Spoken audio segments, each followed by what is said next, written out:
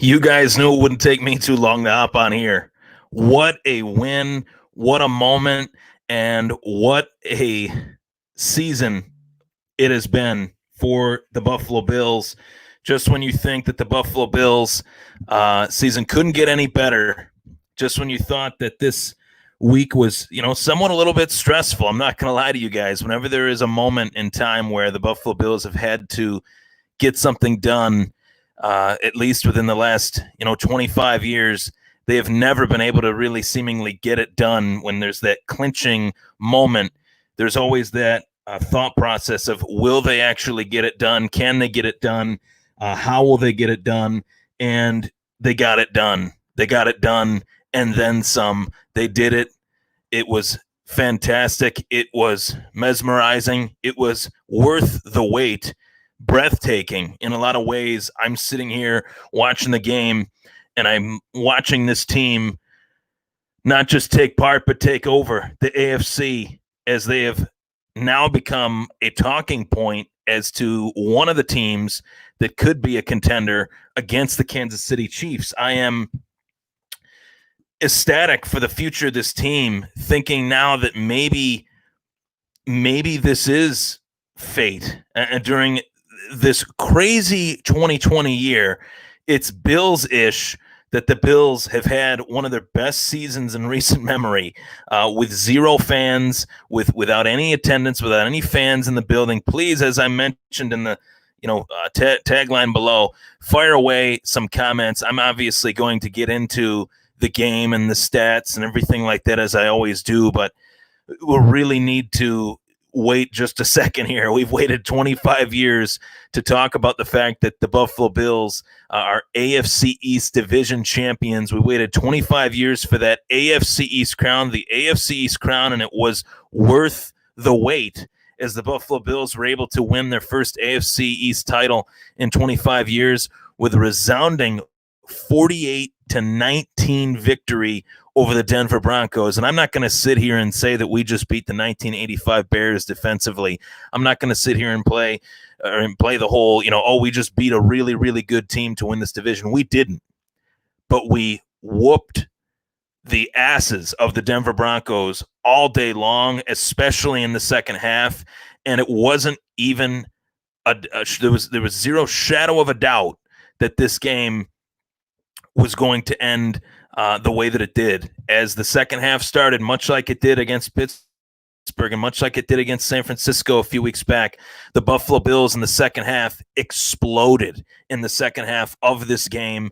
I'm going to get the stats for you, but there is zero debating this talking point. I've put this talking point on the show so many times throughout the last few weeks, but Josh Allen is taking over.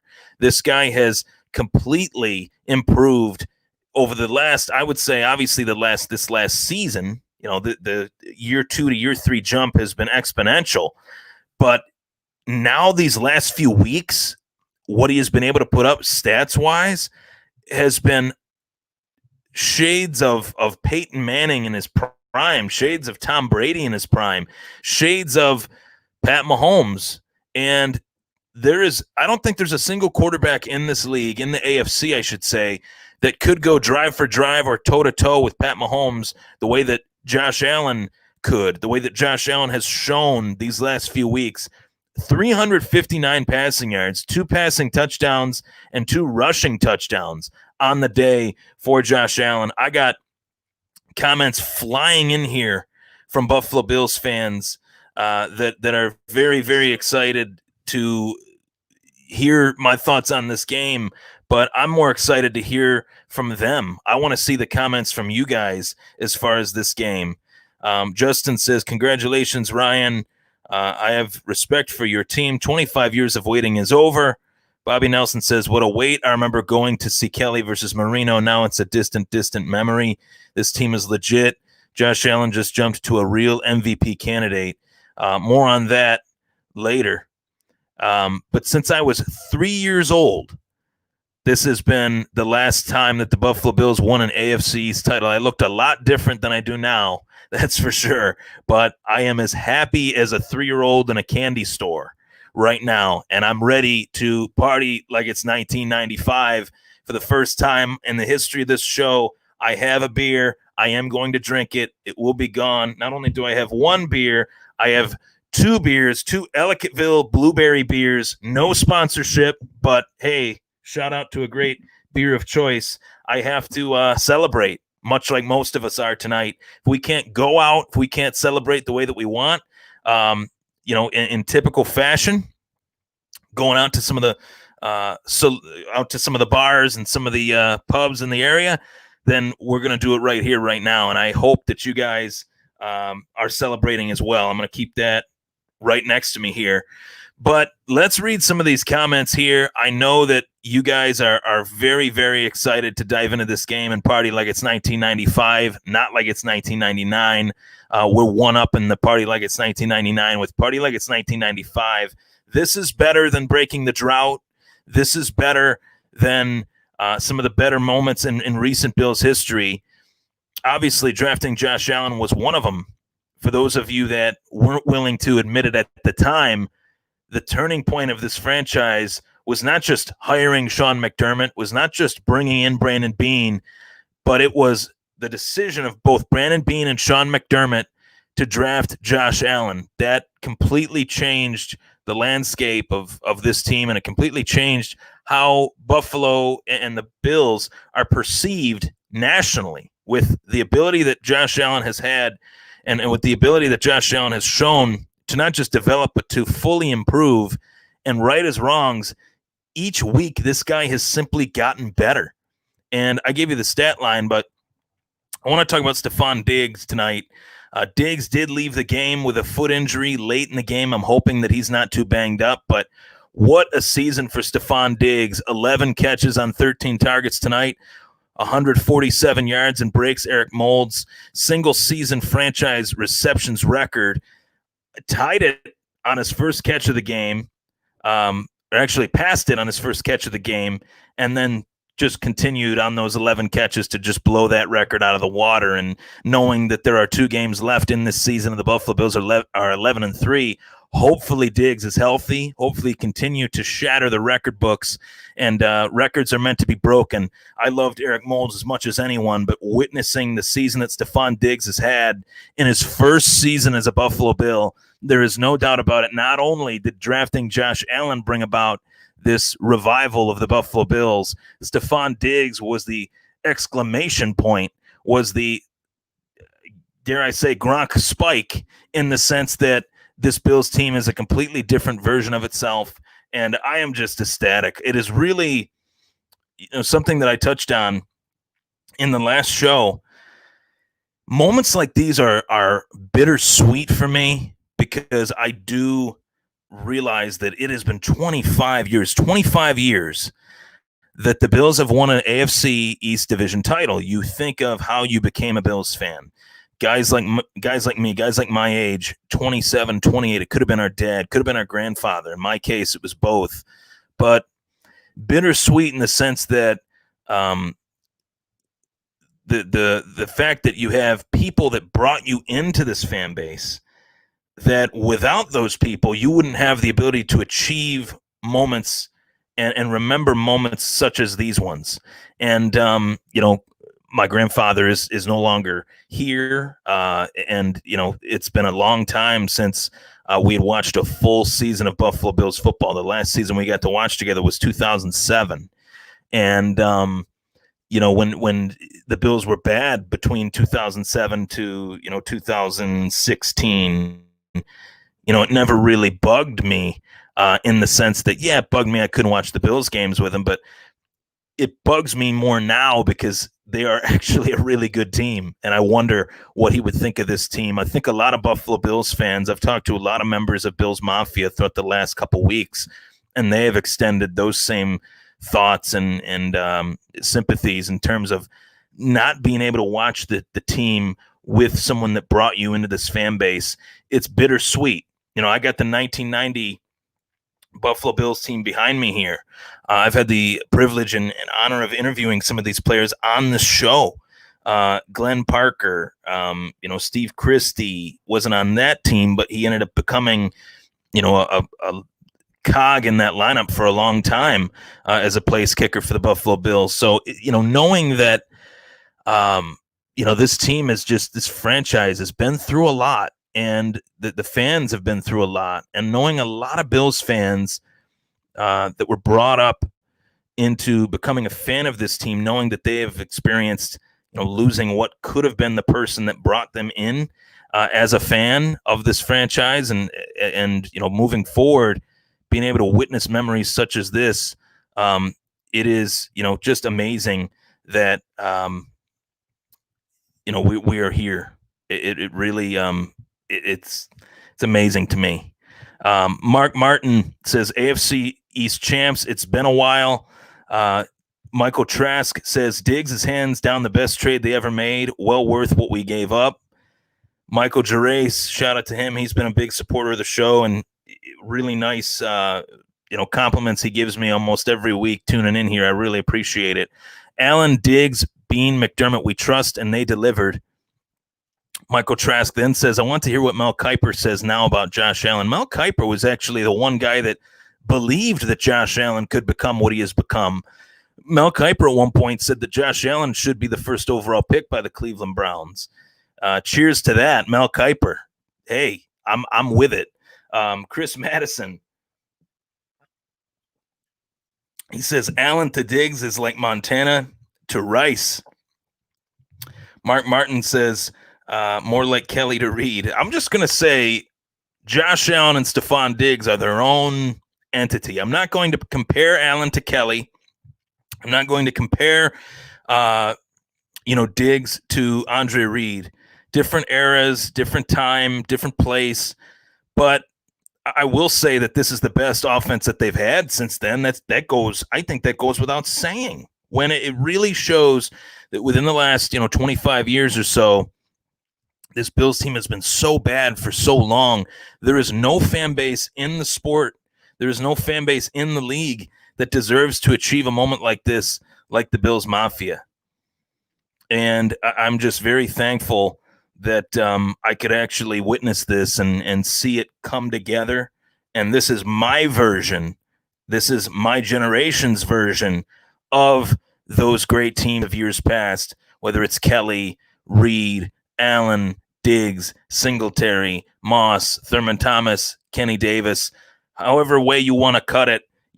I'm not going to compare, but they were Buffalo Bills. They will always be Buffalo Bills. These are the new Buffalo Bills, and it's been a long time coming. I believe it was Thurman Thomas. Could be Darryl Talley.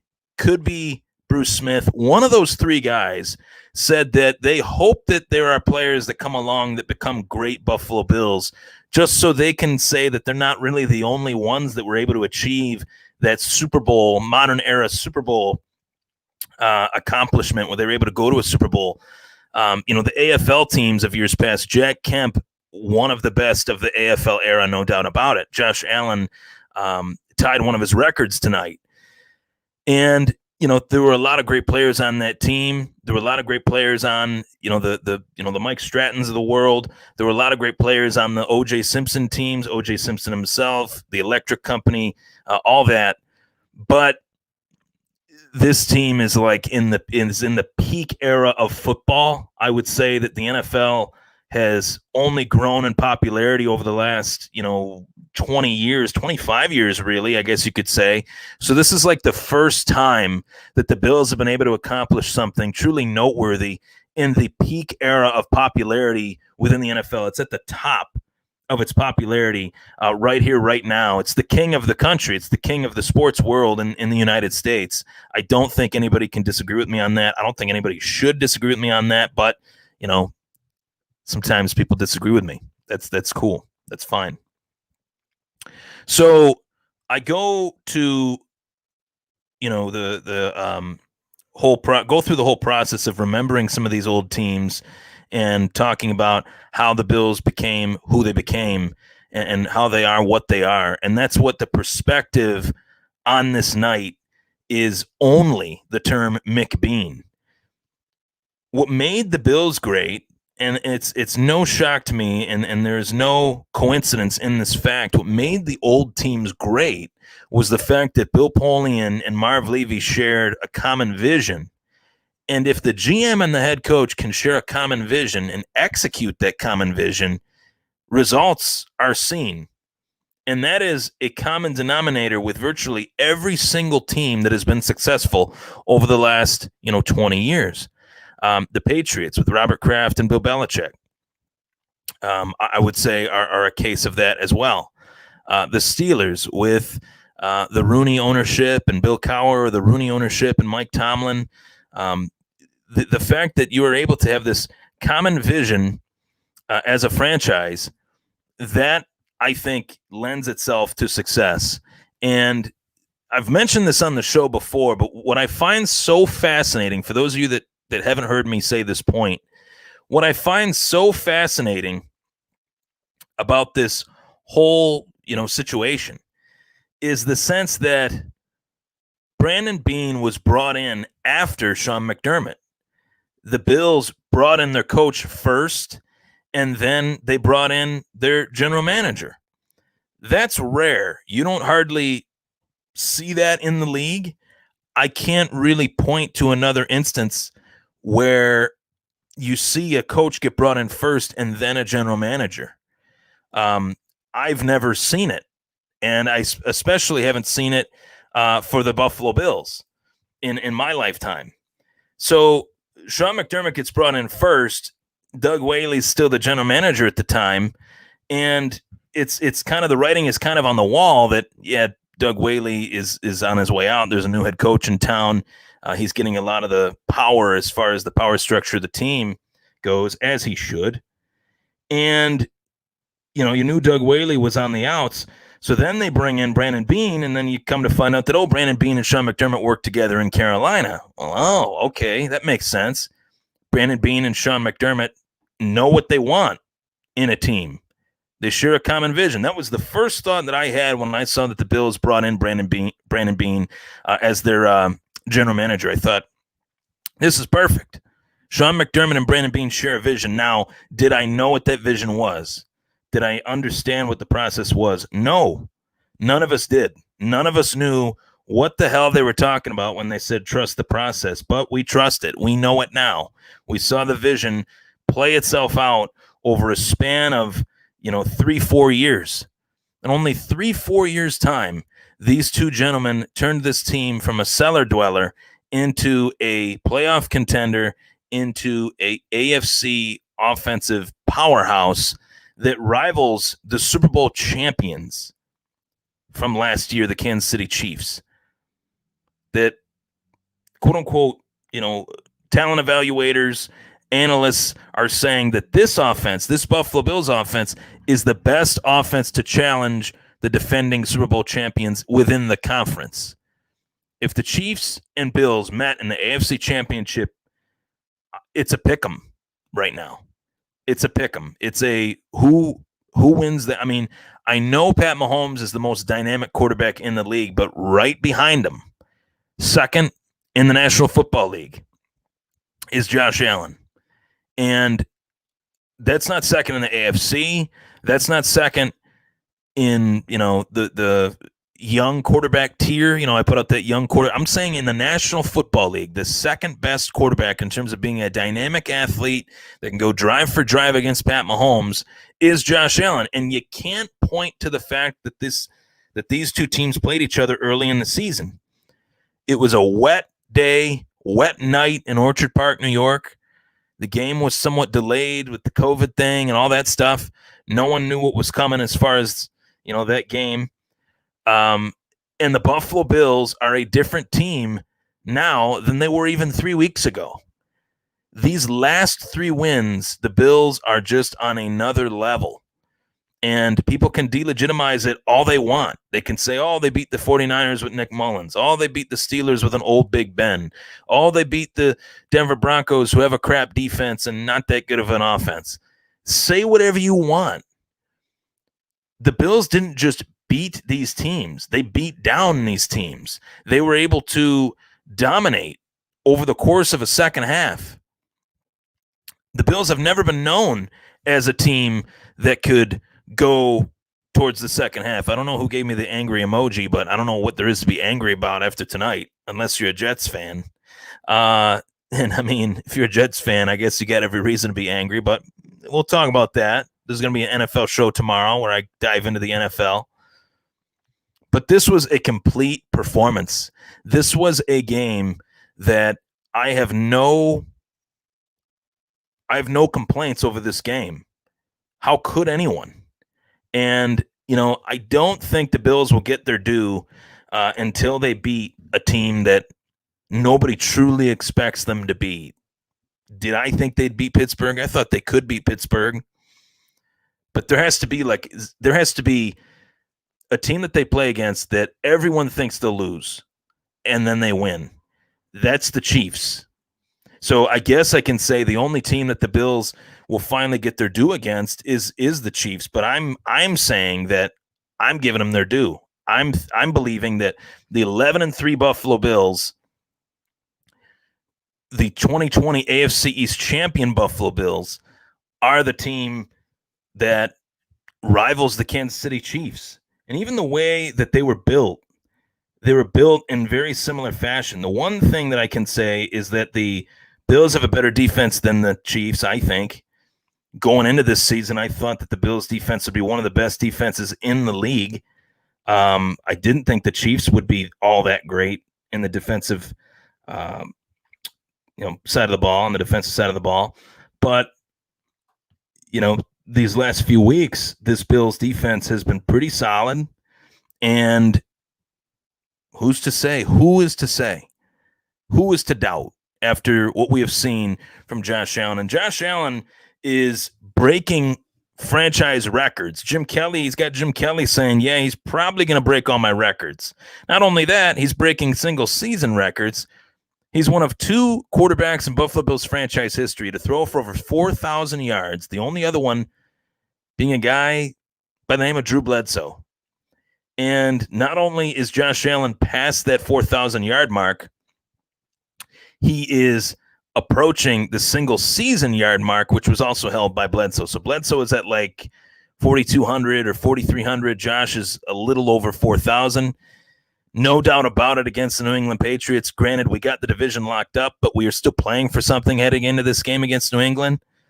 And I think that we have a rare opportunity to see more history be made in that game where, okay, could you imagine if the Buffalo Bills were to sweep the Patriots?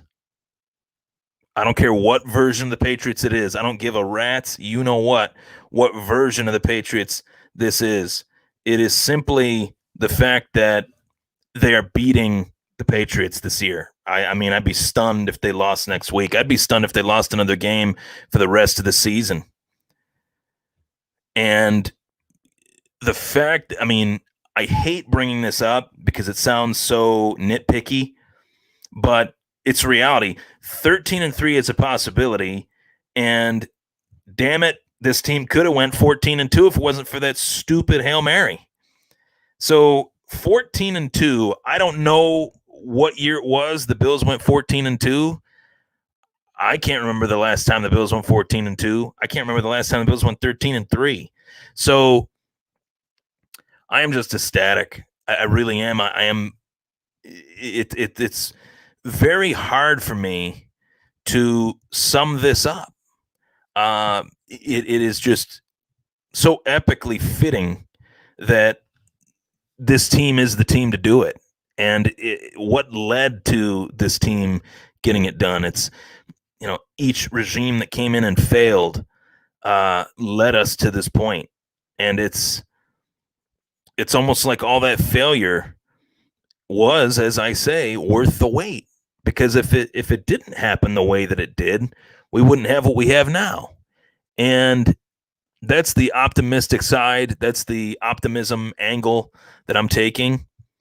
But man, this was a great game. 4 complete quarters of football, and the Denver Broncos.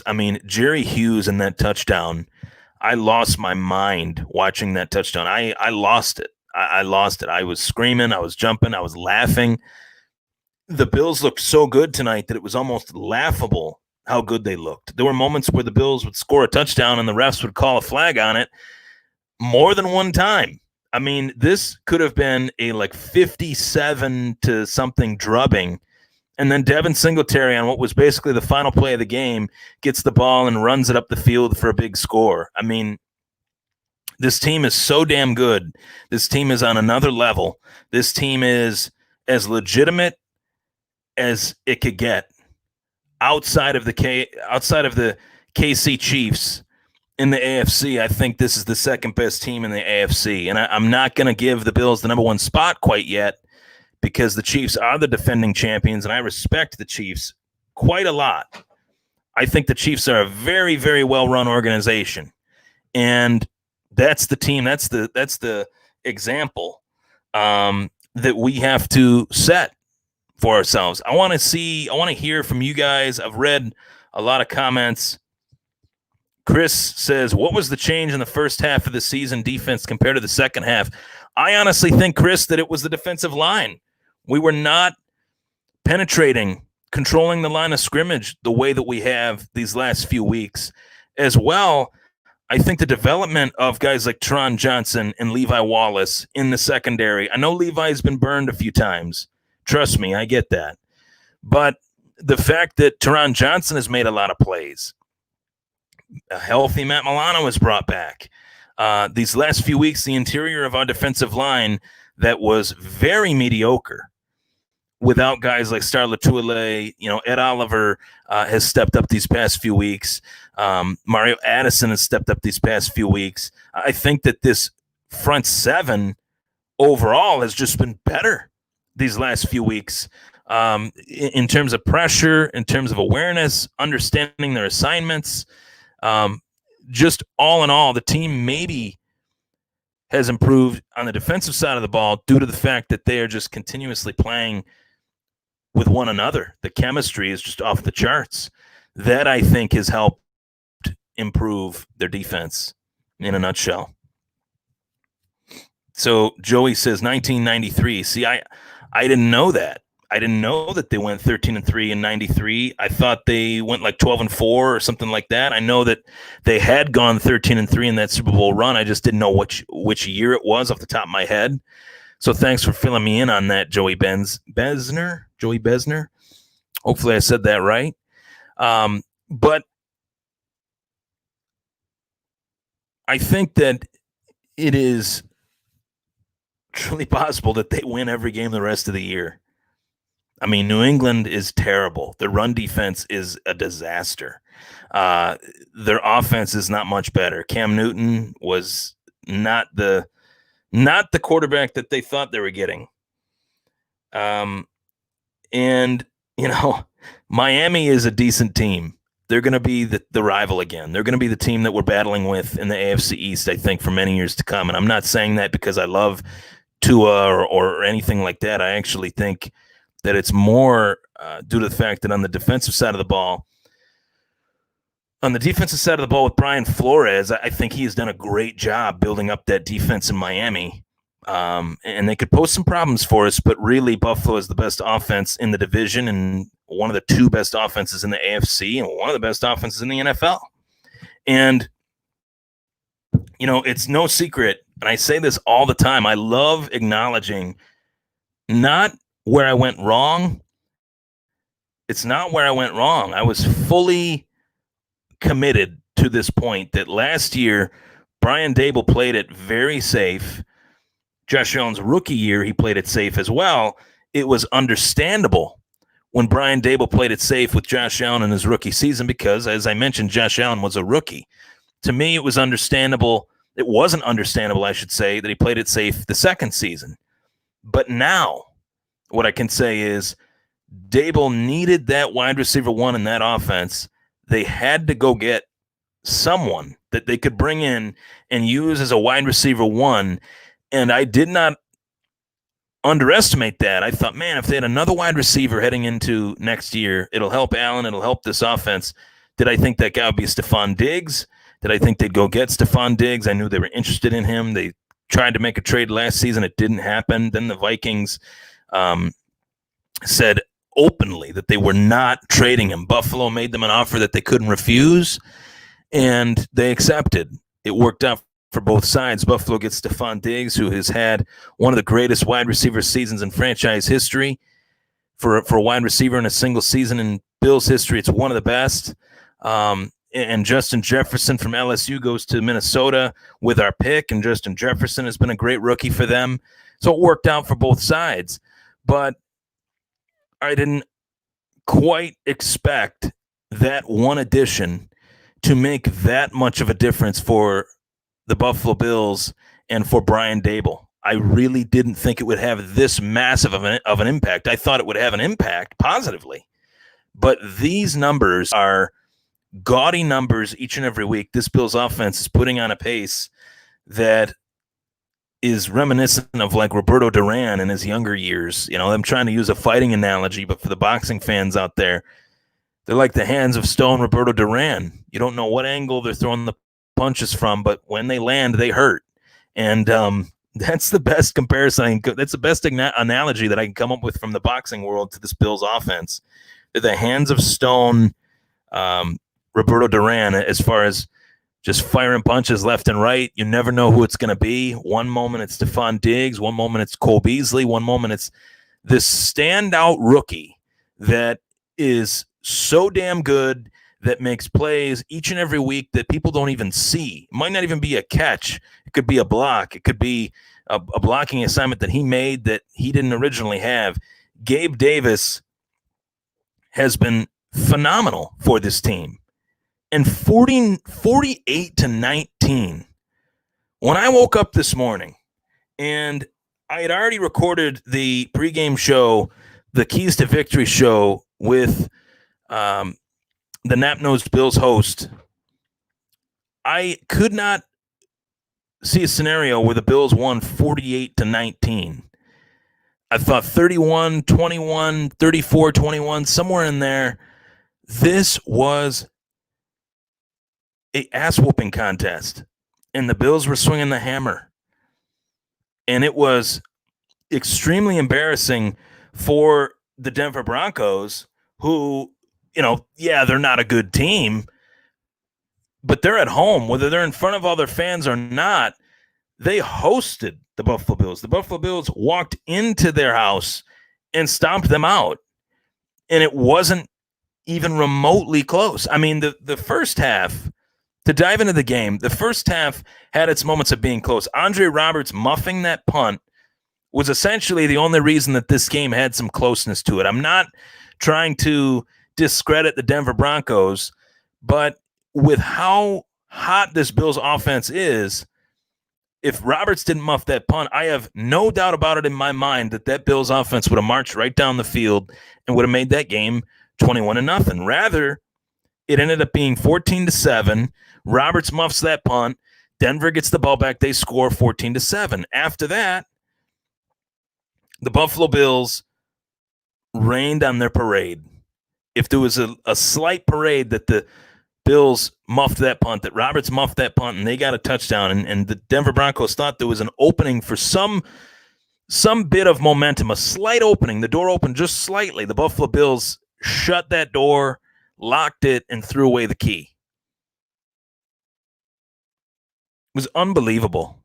And to me, I mean, the NFL has to take notice. I understand fully that the NFL has given the Buffalo Bills props. I get that Mike Greenberg has said that, that we will be the toughest test to the Chiefs, which is great. I greatly admire Mike Greenberg. He's had a fantastic career. But NFL Network broadcasted this game tonight, and they say, first time in 25 years, it's great. Then they go to the Michael Irvins, the Steve Smiths, the Cynthia Freelands, and all the people on the desk there. I believe that was who was on the desk. Someone else as well. Joe Thomas, shout out to him. And Joey corrects himself and says, A comment here from Joey Besner. He says, my mistake, 1991, the Bills went 13-3. Okay, well, they did go 13-3 in one of the Super Bowl years. I knew they did. I just didn't know which one. So thanks for clearing that up for me. But they didn't touch on this that much in the post-game show. And I want to say something here. And it's not it might not go over well.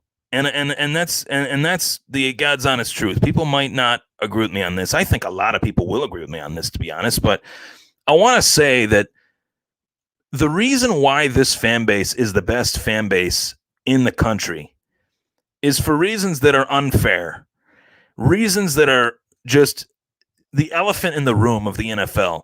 The NFL has looked at the Buffalo Bills like we are the NFL. Buffalo is the NFL Siberia, that we are the armpit of the NFL. That's how I have looked at this ever since I was a little kid. They rarely talk about the Bills. They rarely cover the Bills positively. Granted, as we started from the top of the show, this is the Bills' first AFC EAST title since 1995. So there hasn't been much positivity in talking about the Buffalo Bills, but 2007, the Buffalo Bills drafted Marshawn Lynch. He was beast mode then. Nobody was talking about him. He goes to Seattle. He rattles off runs that were epic that he never really was able to achieve in Buffalo, but you would have thought that he never played in Buffalo with how they talked about him in Seattle compared to how he was talked about playing for the Buffalo Bills. That's one comparison. That's one instance among many. And one of the reasons why there are so many podcasts out there, like my podcast, like other podcasts out there, is because of the fact that the national media has failed this fan base for decades in covering this team. There are moments where the Bills had success. There are moments where the Bills went 4-0 to start the season in 2007 or 2008, if my memory serves me right, 2008, and no one talked about it.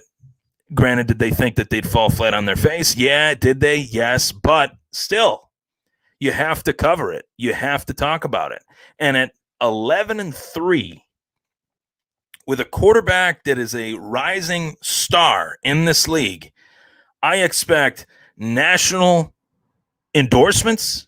I expect to see massive sponsorships thrown Josh Allen's way. I expect to see Josh Allen in a State Farm commercial with Pat Mahomes. It sounds silly, but really think about it.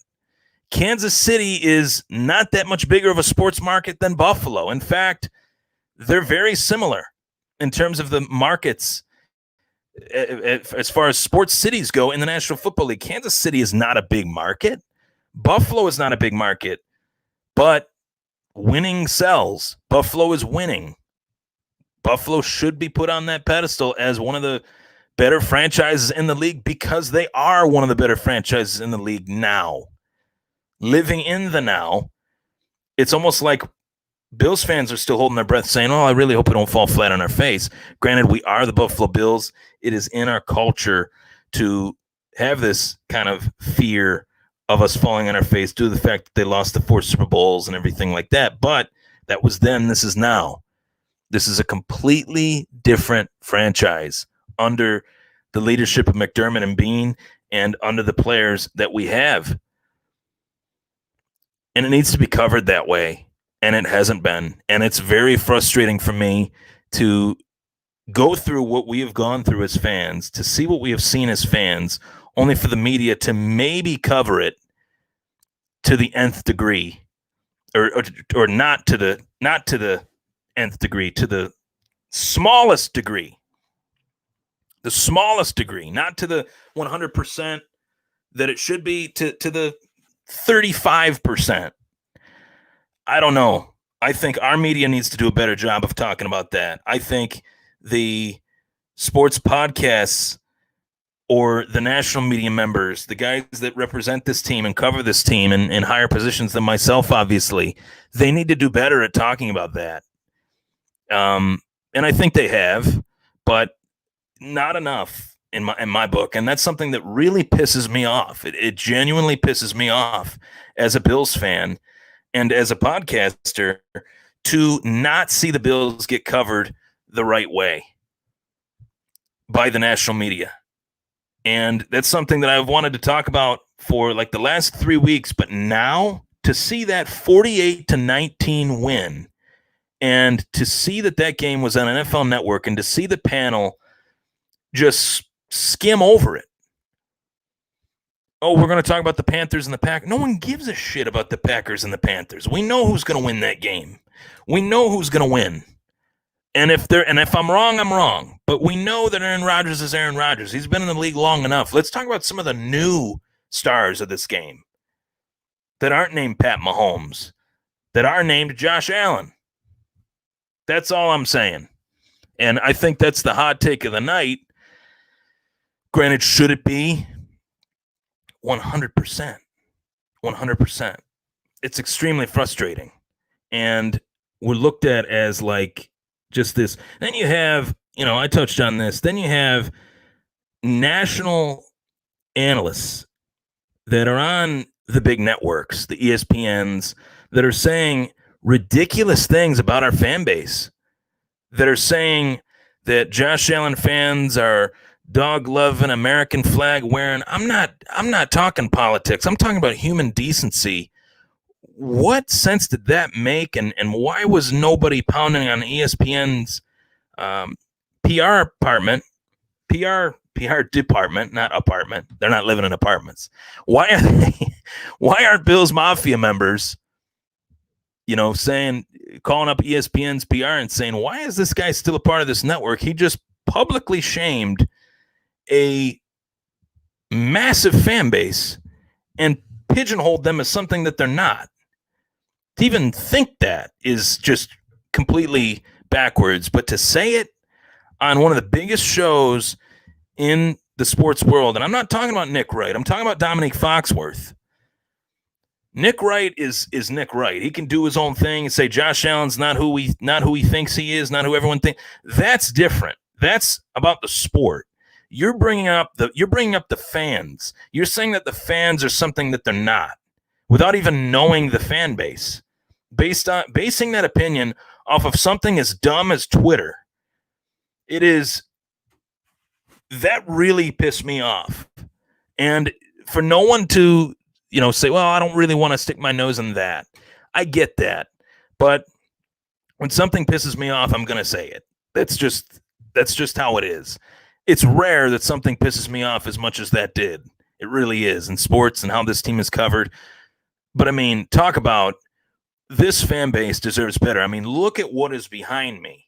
Once I have this whole office set up, once stuff is, rearranged a little bit, this is the greatest fan base that sports has ever known. There is no close first or 1B. It is us, and then there's everybody else.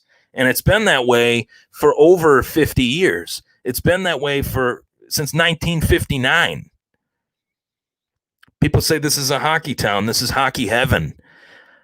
I love the Sabres, but there is nothing like the Buffalo Bills and the Buffalo Bills fan base. There is nothing like it. When the Buffalo Bills win, I have experienced things wearing a Buffalo Bills hat these last few weeks, representing the Bills as a fan and as a winning team, wearing this team, knowing that they're a winning team right now.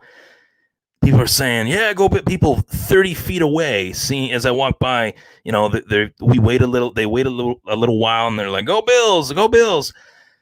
That's the stuff that we always heard about. We doubted whether or not it would come back, but knowing that it did come back, wow. And knowing that it could be coming back better than ever in this social media era for positive reasons, thinking positively. Ignoring all the stupidity that came out of Dominique Foxworth's mouth on that show, I took offense to it. I think a lot of Bills fans took offense to it, and I'm not going to dive into that in the comments anymore. But we are so much better. We deserve so much better than what we are given as far as the coverage from the national media and in general, and that was essentially what made me decide that I wanted to start this show 5 years ago. I knew that this team was getting better. We had some close moments there with Tyrod Taylor, with Sammy Watkins, with LaShawn McCoy. The team was getting better. There was some decent teams. But once Sean McDermott was brought in, once Sean McDermott brought in Brandon Beane, that's when we were really able to, quote unquote, bite down on our mouthpiece and say, let's go. Let's do this. Let's see what happens. Let's make something out of this. We broke that damn 17-year playoff drought under Sean McDermott's first season. They draft Josh Allen. Out goes Tyrod Taylor. In comes Josh Allen. They go 6-10 with a team that was ripped apart. And I've said this, and people laugh at me. It is a damn miracle that they went 6-10 with that team. They had zero offensive line. They had an aging running back. They had a wide receiver core that was an insult to NFL wide receiver cores. With all due respect, Deontay Thompson, the clutch catch that he made against the Colts was one thing, but Kelvin Benjamin, that experience blew up in our face. Sean McDermott and Brandon Beane built this team brick by brick. And to see it these last few seasons is one thing, but to see it at this level, performing at this level, is another thing completely. And it's a credit to Sean McDermott and Brandon Beane. Without them, we would not be here. That I can guarantee you. And I love to make jokes about the Josh Rosen stuff and saying, oh, Bills fans that love Josh Rosen, where are you now? You're cheering on Josh Allen. That's where you are. That's what you're doing. And rightfully so. Rightfully so.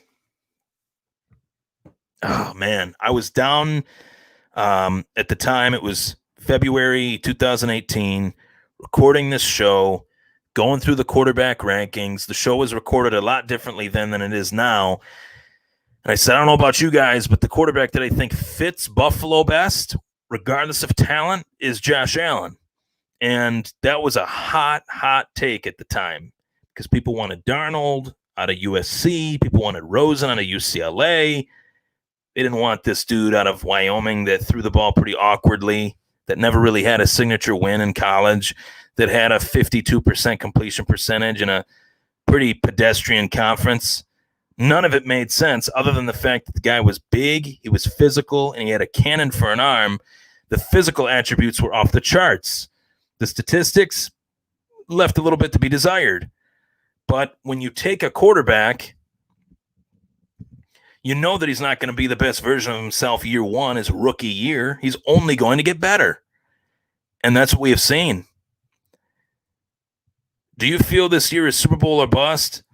No, I don't. I feel this year they're in better position to compete towards a Super Bowl than they've been in almost 30 years, but 25 years, but or over. Yeah, I mean, 1993 was the last time they went to a Super Bowl. So, almost 30 years it's been since they've been to a Super Bowl. So, I think this is their best chance to compete for one, but I'm not going to say Super Bowl or bust. I thought this year the next step for this team would be to go to the playoffs and win a playoff game. I'm standing firm with that expectation, and that I think they will go to the playoffs. I think they will win a playoff game. Maybe they compete with the Kansas City Chiefs in the AFC Championship game. Maybe that does happen. I'm willing to go that next step in saying that. I'm not saying Super Bowl yet. Not yet. I look at things 1 week at a time, too. So I'm looking at, the Patriots. I'm looking at stopping Cam Newton. I want to see them go 13-3, and then we'll see what happens after that. That's the type of mindset that I have. Maybe I'm a little bit old school in that way, but do I think this team can compete against the defending Super Bowl champions? Yeah, you're damn right I do. So I want to read some of these comments here that I got on my actual Facebook. I'm sharing this on the YouTube channel as well, Facebook. Those of you that are tuning in on Apple Podcasts, Spotify, Google Podcasts as well, I greatly appreciate the love and support that I've received these last 5 years from the Bills Mafia. You guys have been fantastic and amazing. I've met a lot of really amazing people from this show, whether we've met in person or just gotten to know over social media. It has been fantastic, and I greatly appreciate all the love from you guys. So let's see here.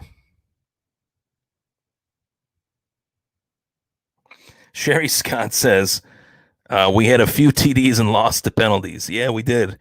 New England sucks. I agree. I love Cam. And when he started, I don't know what happened to him, but oh well. Cam's shot. I mean, Cam is shot. And I think that, we've seen that these last few weeks.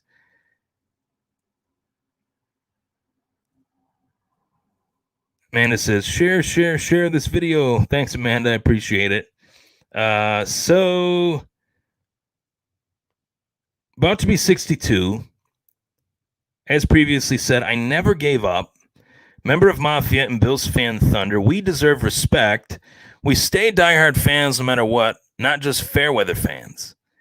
And I mean, what fan base has gone through the heartache in professional sports that the Buffalo Bills fans have? I'm not happy about that, obviously. I would rather have more reasons to celebrate than not, but Scott Norwood's missed kick in what was the greatest season in the franchise's history misses wide right. They go back to another Super Bowl. They go up against the Washington Redskins at the time, now Washington football team. That game spirals out of control to where they can't stop it. It just blew up.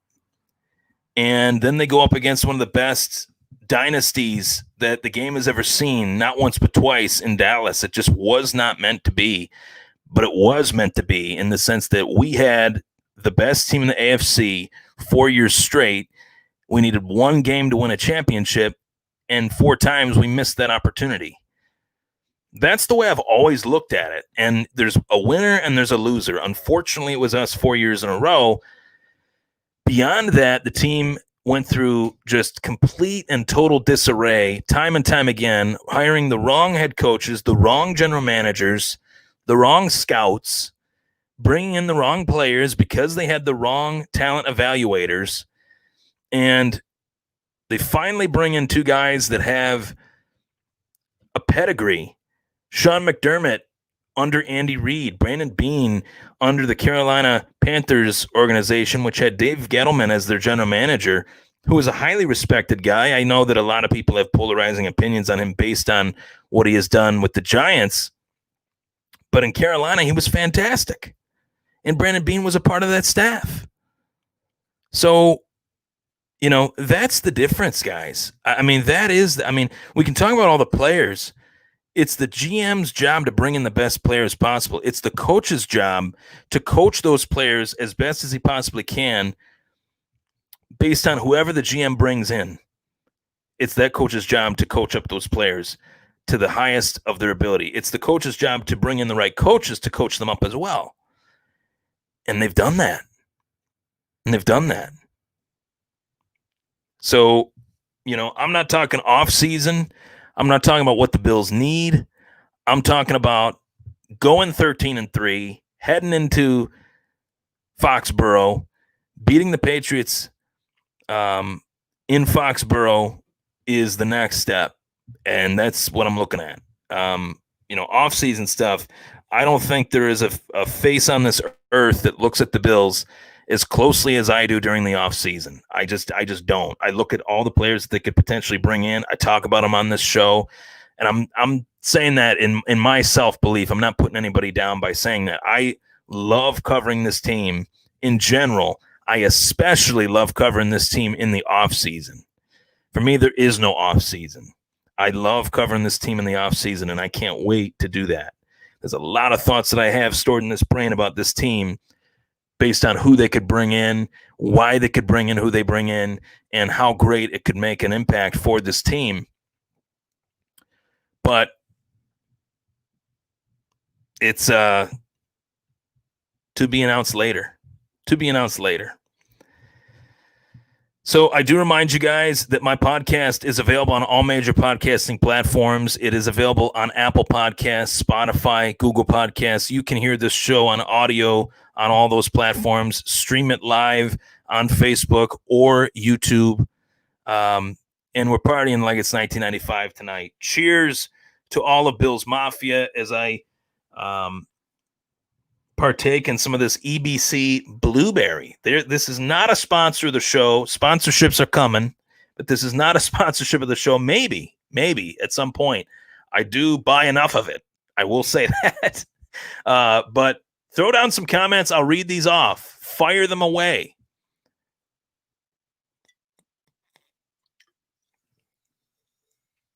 Oh, yeah.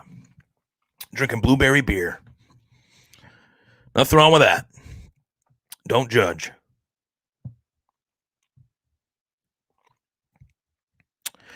Get another comment here. Do you feel since the end of the Wilson era, the Ralph Wilson era, the Terry and Kim era, Terry and Kim Pagula, that Terry and Kim are willing to spend the money to win? This is a touchy topic for me because I think that Ralph Wilson did do whatever he possibly could to make the Bills a winner. And when it didn't work, when it was unsuccessful in those 4 straight Super Bowl runs, he said, well, mission accomplished, but not. Mission accomplished in the sense that we didn't win the championship, we didn't win the Super Bowl, but we did become known. That was the goal for Ralph Wilson. He wanted to turn a team that resided in a city that was well known. Buffalo was one of the most populated cities at the time. Ralph bought the team, but he wanted to make it nationally known in a sports competitive level, and he accomplished that. So when it didn't work, Bill Polian and Ralph Wilson had kind of a difference of opinion, and Bill Polian left after the second Super Bowl. And really, that was the beginning of what we have lived through the majority of our lives. I'm speaking for myself and yourself. I believe you're probably in your 20s, maybe early 30s at the latest. If I were to say latest, I'm 28. I think you're probably in your 20s, if I'm guessing here, just by the Facebook photo. But I think that, that is what set in motion what we've seen. And maybe he didn't spend the money that he needed to spend. But then again, they did go out and get Mario Williams. They did go out and get 39. I thought you were like 28, man. You're looking great. But yeah, the fact that Chris says he's 39. I thought he was like 28. I really did. Want more of what you're having, man. So the fact that, that kind of played itself out the way it did, I think Ralph did spend the money in certain instances to make the team known. But I think Terry bought the team with the sole purpose, the same purpose that he bought the Sabres, to win a championship.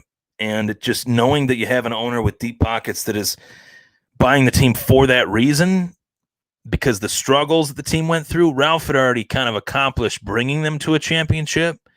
Didn't work out. I can only count on a couple hands. To be honest, I could count on one hand a better version on the offensive side of the ball compared to those Bills offenses of years past. I can only count on one hand the amount of teams that had better offenses than that. All those guys practically are in the Hall of Fame, and arguably more of them could be in the next few years. Steve Tasker could go in to the Hall of Fame. Kent Hall could go into the Hall of Fame for sure. The late, great Kent Hall. So, I think that's my take on that. But almost an hour-long show, partying like it's 1995, ton of comments and a lot of support for the show, and I greatly appreciate you guys. I think that this is one of the best times. This is the best time that I've ever had as a Bills fan. This is certainly the best time I've ever had hosting the show. A lot of awesome guests on the show over the last few weeks, a lot of cool podcasters, writers, analysts. I've made my rounds as a guest on some of these shows, and I greatly appreciate just the whole thing, the whole process of it. It's very bittersweet for me. Big picture, it's like, man, I wish I could still go to Grandma and Grandpa's house with my grandpa there, watching this team would be a dream. It really would. But that is what makes this fan base so special, is that there are people that bring you into it. And whether those people are still here or not, obviously I wouldn't have this stuff on my wall. I wouldn't be doing what I'm doing now if it wasn't for those experiences. So bittersweet. And, I'm thankful that I was able to enjoy the time that I had for as long as I had. And I think we've all been able to relate. I've talked to a lot of Bills fans on Twitter and Facebook. Yeah, my dad, passed, or my uncle passed, or my cousin passed. We were big Bills fans who watched the games together. On a sentimental level, understand that I'm dealing with it too. I'm watching this quarterback. I'm watching Josh Allen, and I'm saying to myself, man, I wonder what they would think. And that's the cool part of sports. That's what makes sports so special. That's what makes this Bills fan base so special. So thank you so much for tuning in, everybody. I really appreciate it. This show will continue to grow and prosper, and it's not stopping anytime soon. As long as I'm living and breathing, this show will be going. So thank you so much. The only complaint from Artemis is that the defensive side of the ball did get banged up. White, Epinesa, Levi Wallace, he's hoping that they're okay. I do too. I would have pulled the starters. I would have pulled them once we hit 35. Once we hit over 30, I would have pulled them. That's what I would have done. I would have pulled them. I would have pulled them out and put Barkley in, and whatever. That's what I would have done. I would have pulled the starters for the backups. But they wanted to set a statement, create a statement and make a statement, set the tone for the following week. And Bill Belichick's never faced a Buffalo Bills team like this one. That's for sure. Whether he has already, this version, my point in saying that is this version of the Buffalo Bills are not the same version of the Buffalo Bills that we saw the last time the Bills played the Patriots. They are simply not. And onward and upward, I expect us to beat the bejesus out of the Patriots. I expect the Miami game to be somewhat close, depending on whether they actually play their starters or not. We'll find out. We'll see. I'm Ryan Thomas. That was the Thomas Take Sports Podcast. Thank you so much for tuning in, everybody. Stay safe. Last but certainly not least, I am going to be recording a all NFL show, looking at all the other teams in the league, some of the news and notes, some of the big storylines in the National Football League that I have not really covered due to the fact that obviously I'm keeping my eyes on the Buffalo Bills all season long, but there are a ton of storylines in the National Football League that need my attention, that need my takes, that need me to discuss. I need to discuss them, and I need to put those takes out for you guys to hear. So I will do that tomorrow. Stay safe. Happy holidays. Merry Christmas. Happy Hanukkah. All that stuff. And, stay safe, everybody. We're living in a crazy world right now. It's very easy to get stressed out. It's very easy to get frustrated and thrown into this wormhole of just crap. But the one thing that we have is the Buffalo Bills are 11-3, AFC EAST champions for the first time since 1995. As soon as this show is over, rest assured, I am heading to NFLshop.com and buying my AFC East hat, buying my AFC East hoodie, getting all the memorabilia that I can to celebrate this unprecedented moment in what feels like it's been my whole life. I've waited for this team, it feels like, to win a division title. So I'm going to be celebrating. Ellicottville blueberry beer on hand, ready to rock and roll, heading into tomorrow for the NFL show. Take care, everybody. Stay safe. And go Bills.